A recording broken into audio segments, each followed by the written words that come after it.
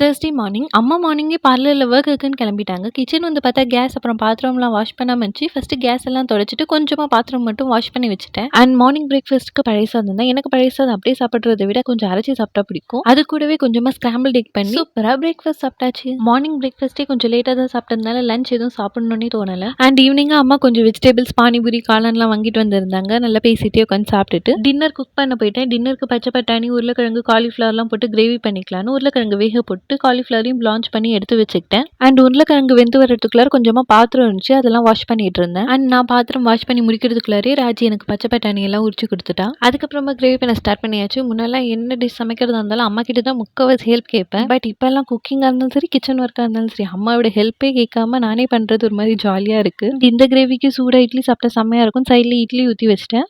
அதுக்கப்புறம் நைட்டு சூப்பரான வெஜ் கிரேவியும் சுட சுட இட்லியும் சாப்பிட்டு தூங்க போயிட்டோம். See you on next video. Bye.